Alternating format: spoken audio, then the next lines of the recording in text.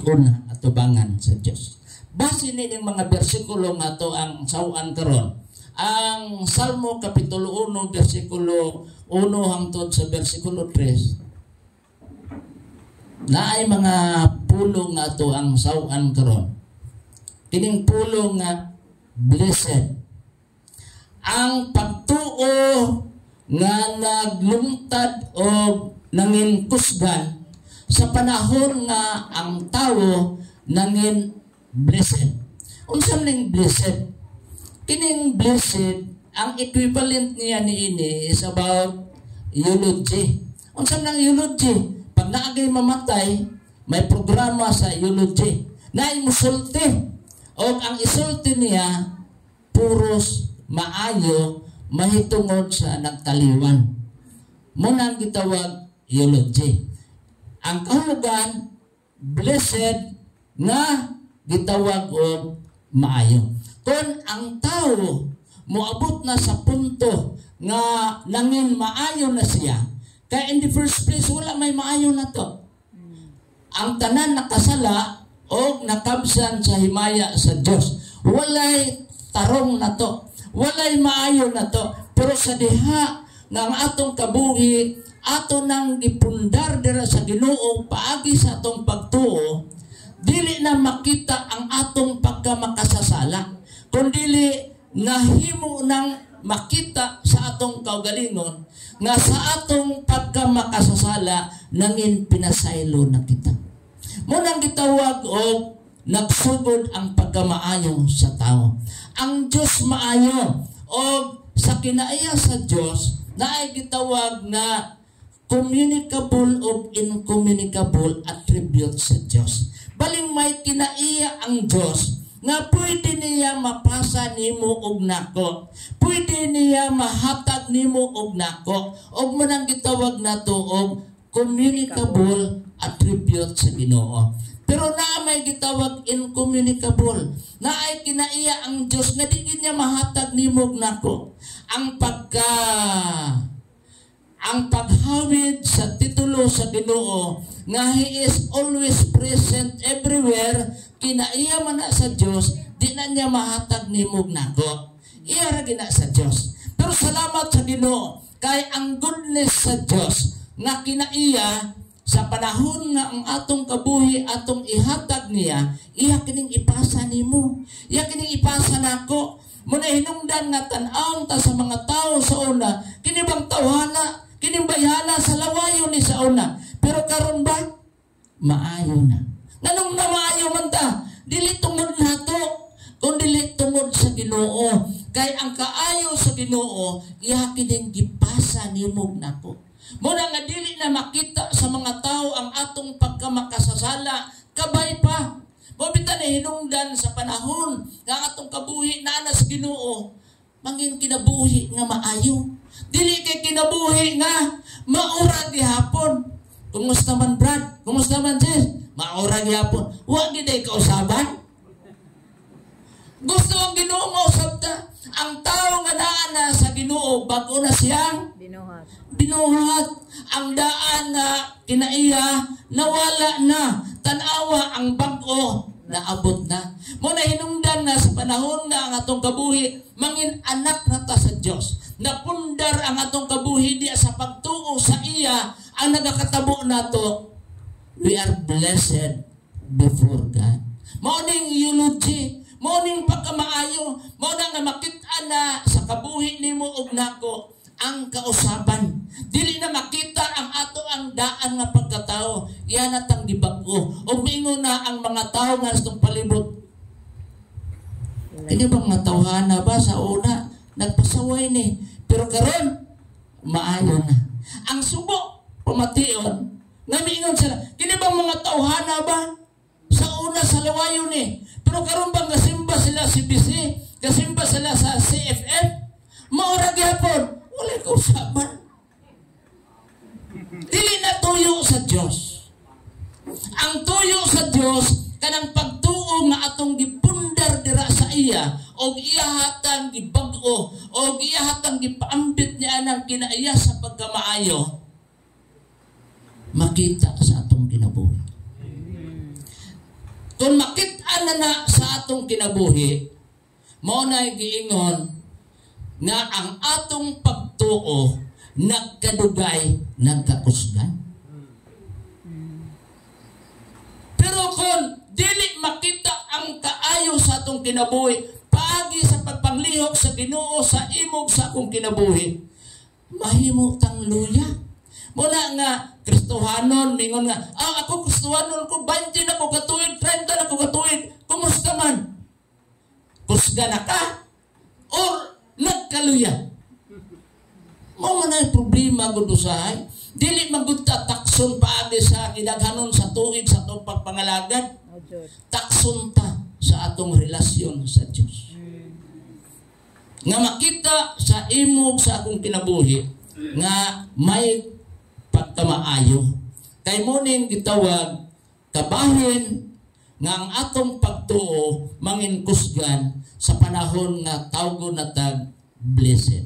Ikaduha, nasa verse 2 ingon siya, but his delight is in the law of the Lord. Ikaduha nga atong makita nga makadeklarar ta nga ang atong pagtuo nangin lig-o na, dili lang kay makita ang pagkamaayo, kundi makita nga ang imong kalipay, ang akong kalipay, ang atong kalipay naa sa pulong sa Ginoo.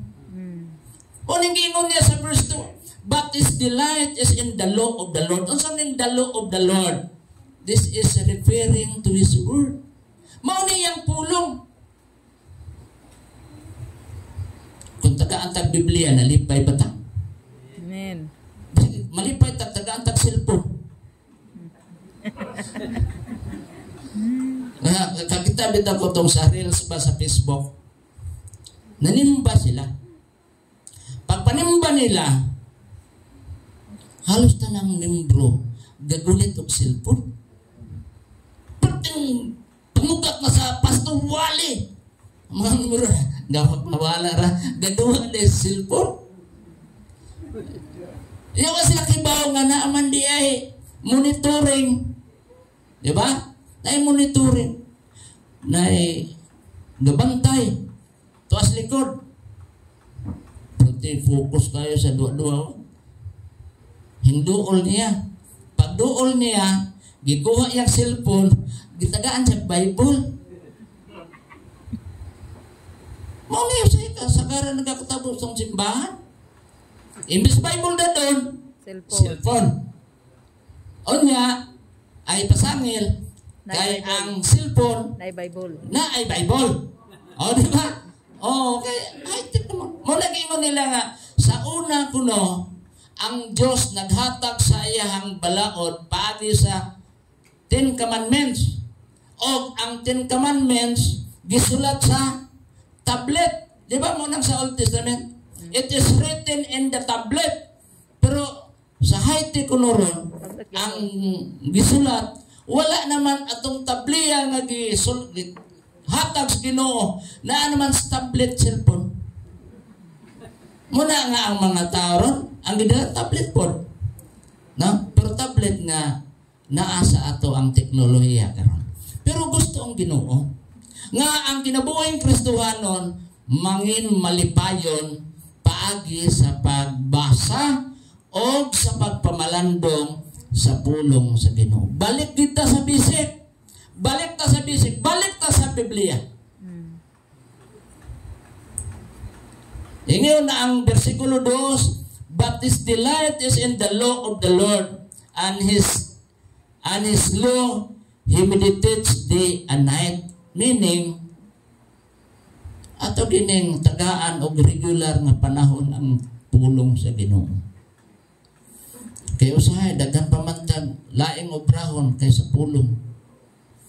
Nga malipay lang ta nga, pagka Domingo, makabati ta, pero pagkabati Domingo, paggawas, Lunes hangtod Sabado, wala po'y nabatian, ang nabatian, ang tingog naman po sa silingan, mamaot na po ang dagan sa kinabuhi.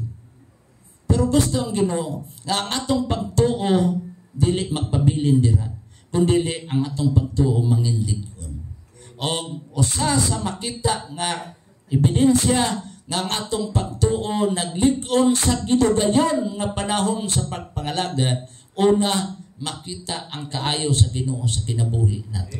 Ikaduha, may kalipay na ta sa pagpangalagad sa Ginoo, may kalipay na ta sa pulong sa Ginoo.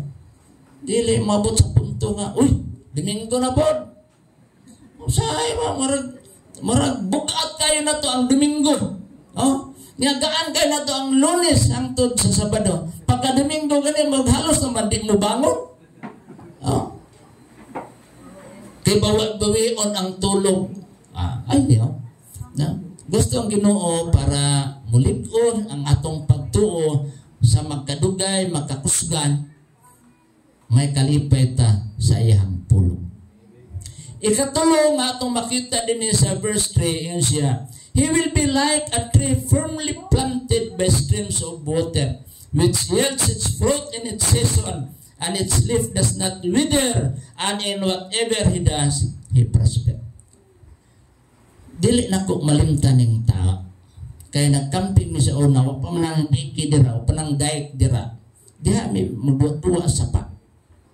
Di ba? Sa pa manadal. O niya, akong gi-relate diba ani nga bersikulo, nga kini diyang simbahana, dili ni siya aksidente nga naa diri gitindog.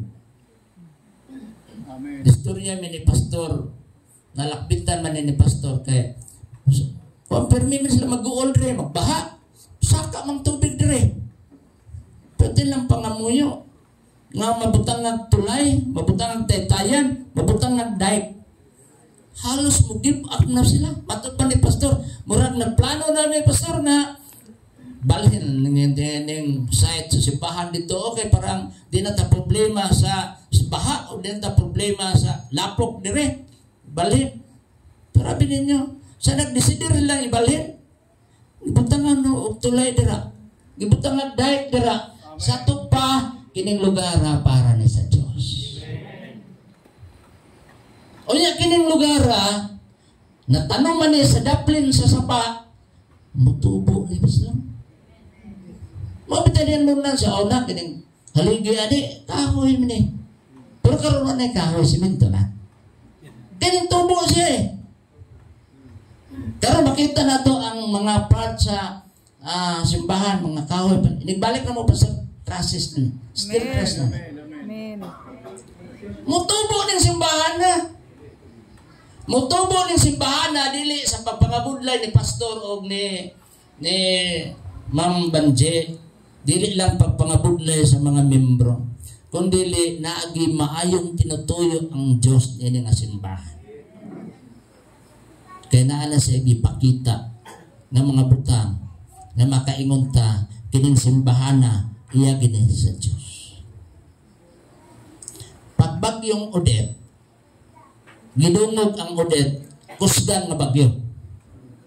Bisang gani dire, daghan mga nangahapay, daghan mga daot, daghan nga tumba.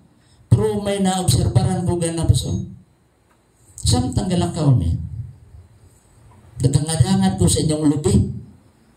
Dili ingon nga may interest ko sa butong besar. Wala na. Wala lang po to sara. Pero depende na lang ninyo. Pero ako'y intention na basta. Pero sa ko depende lang na.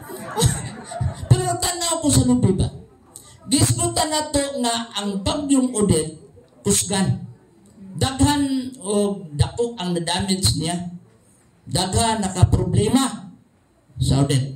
Pero akong gitanaw inyong mga lubi, ang inyong mga lubi takas kayo nga nang mga matumba. Dapat matumba siya. Ha? Nakita niyo ang lubi dira? Takas kayo ang lubi. Lisod na pangitaon sa Negros. Mga lubi ninyo naa sa mga 60 pis, 10 pis. Ako kitanaw marag di na pwede sakot. Kaya musaka na matlog naman. Takas ang kayo. Pero tama di man eh. Kusog kayo ang bagyong Odette, wa matumba ang lubi. Meaning, kusgan ang lubi. Kusgan ang lubi. Nganong nanging kusgan man siya? Natanom siya daplin sa sapa. Lumi kayo mga kaigsunan. Kaya kung tanong pa na daplin anong bukit, dana slide. Tumba na. Pero kaya natanong siya, daplin sa sapa. Maayong pagkadut ang gamot, bisag na ay mga bagyong moabot, dili yun madaot. Amen, amen. Kining simbahan, walay mayong laki ng simbahan. Walay perpekto ang simbahan. Wala po'y pastor ng mga perpekto. Ang simbahan, tungod kay gitawag siya og buhit na simbahan, gatubang siya lain-lain nga mga kakulian. Sometimes umos, pero sometimes po bagyo. Pero kung ang simbahan na pundar dira sa Ginoo, paagi sa atong pagtuo, nga ang atong pagtuo manginkusgan og nanginkusgan, bisag na apay unos, bisag na apay bagyo, dili siya maunsa kay na pundar dira ni Kristo ang maong buluhato. Maning gusto sa Ginoo nga ato ang hinumduman permi. Kining 30 ka tuig nga kabahin sa pag-ugmad nini nga simbahan, daghan po ning disugata nga mga challenges, trials sa pagdagan nining maong simbahan. Pero pastor, timani, ikaw ang gibutang diri sa Ginoo, kamo ang gibutang diri sa Ginoo, dili na sa aksidente nganong kamo gibilin diri.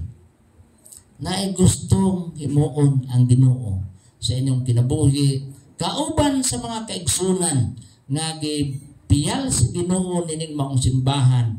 Aron kining maong simbahan, mahimo kining maayong pagtulunan, maayong nga ihimplo, makita sa mga tao nga naa sa palibot, nga lahi ni nga simbahan, kay kini nga simbahan, gipundar ni Kristo, nga bisag lain-laing bagyo ang musugata, dili kini maunsa kay napundar sa pagtuo dira ni Kristo. Muna gusto sa Ginoo makaigsunan na maabot ang panahon among madunggan nga kining maong simbahan magsaulog siyang 50 ng katuig golden church founding anniversary o makaingon ta nga yes, si pastor anang panahon na, mga senior citizen na, pero ang gasunod mga kaigsunan, mga kababatanunan, mga hamtong na nagpadayon sa pagpangalagad o nga nagapakita o nagademonstrar nga ang ilang pagtuo nagkadugay, nagkakusgan. Muning gusto sa Ginoo magkatabo sa ato ang kinabuhi. Muning gusto sa Ginoo magkatabo sa ato ang mga pagpangalagdan. Ang tanan na to, bisan tuod, lain-lain atong simbahan nga gipiyal sa Ginoo kanato. Ang gusto sa Ginoo nga ang simbahan nga atong gipangalagdan, kita nga nagapangalagad, magkadugay, magkakusgan. Congratulations, Christ, Faith, Fellowship, sa inyo ang ika-30 nga kasumaran, pag-ugmad ni nga simbahan, o we are praying that there will be more than 30, 50 years to come para sa pagsaulog, sa kaayo o sa panalangin sa Ginoo ngayang gihatag nining maong simbahan. Daghang salamat ug ang Ginoo magapakamayo kanatong tanan.